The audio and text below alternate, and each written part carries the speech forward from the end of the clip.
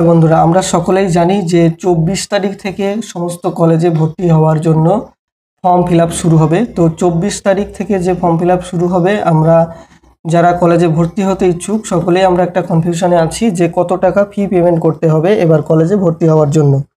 তো সেই ফি নিয়ে আজকে আলোচনা করব। আজকে দেখাবো আমরা এই ভিডিওতে যে কত টাকা কোন কলেজে ফি জমা করতে হবে কোন কোর্সের জন্য, সেটা আপনারা কিভাবে দেখবেন। তো আমরা দেখুন সেন্ট্রালাইজড অ্যাডমিশন পোর্টাল যেটা রয়েছে সেখানে চলে এসেছি। এই পোর্টালের লিঙ্ক আমরা ডেসক্রিপশানে দিয়ে রাখবো।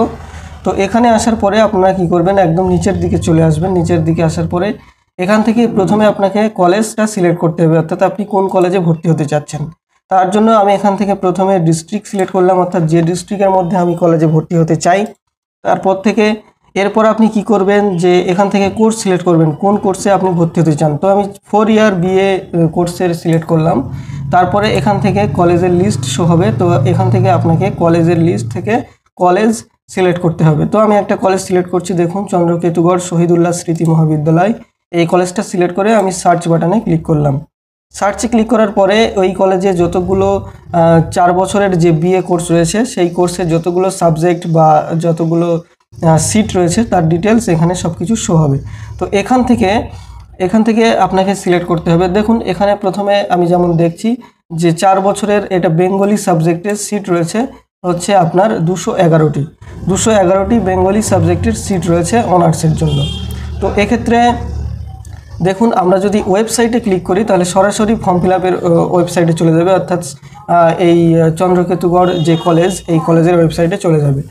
আর এখানে যদি আমরা কোর্স অ্যান্ড ফি বলে একটা অপশান রয়েছে, এখানে যদি আমরা ক্লিক করি তাহলে আমরা সরাসরি ফিগুলো দেখতে পাবো।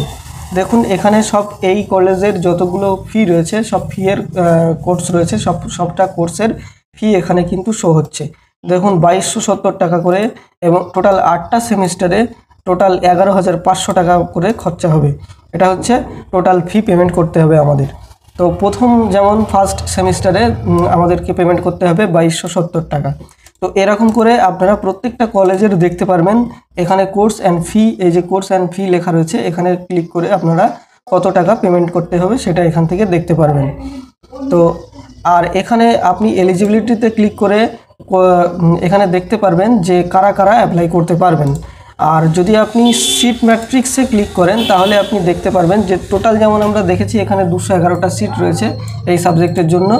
তো এই 211টা সিট কাদের কাদের জন্য, এখানে দেখুন এখানে ইউআরদের জন্য 95টা, আর হচ্ছে ওবিসি এর তাদের জন্য হচ্ছে 21টা, ওবিসি বি এর জন্য 15টা, এসসিদের জন্য 46টা এবং এসসিদের জন্য 13টা এবং ইডব্লিউএস এর জন্য হচ্ছে আপনার 21টা। এভাবে প্রত্যেকটা মানে সাবজেক্টে যে কটা সিট রয়েছে সেই সিটগুলো কাদের কাদের জন্য কতটা সিট বরাদ্দ রয়েছে সেটাও আমরা এখান থেকে এই সিট ম্যাট্রিক্সে ক্লিক করে আমরা এভাবে দেখতে পারবো প্রত্যেকটা সাবজেক্টের ক্ষেত্রে।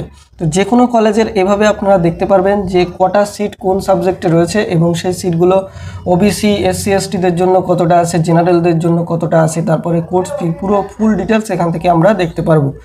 তো এবারে যদি আমরা কলেজে ভর্তি হওয়ার জন্য আবেদন করতে চাই, অর্থাৎ অনলাইনে ফর্ম ফিল আপ করতে চাই, সেক্ষেত্রে আমাদের এই ওয়েবসাইটে ক্লিক করতে হবে। এখানে ক্লিক করার পরে এরকম ওপেন হবে। এরকম ওপেন হওয়ার পরে নিচে দেখুন এই যে ওয়েবসাইট লিঙ্ক থাকবে, এই ওয়েবসাইট লিঙ্কে যদি আপনি ক্লিক করেন সরাসরি সেই কলেজের ওয়েবসাইটে চলে আসবেন। তো এখানে চলে আসার পরে এবার আপনার কলেজে ভর্তি হওয়ার জন্য যে ফর্ম ফিল আপ সেটা এখান থেকে আপনি করতে পারবেন। তো যেহেতু 24 তারিখ থেকে কলেজে ভর্তির ফর্ম ফিল আপ শুরু হবে সেই কারণে এখন এটা আমি দেখাতে পারছি না। 24 তারিখের পর থেকে কলেজে ভর্তির ফর্ম ফিল আপ শুরু হবে। তো শুরু হলে পরে আমরা আলাদা ভিডিও করে দেখিয়ে দেবো যে কীভাবে ফর্ম ফিল আপ করবেন। তো আজকের এই ফি নিয়ে এবং সিট সংখ্যা নিয়ে এই আপডেটটি দেওয়ার জন্যই ভিডিওটি। যদি ভালো লাগে অবশ্যই ভিডিওটি শেয়ার করবেন এবং আমাদের চ্যানেলটি সাবস্ক্রাইব করে পাশে থাকবেন। ধন্যবাদ।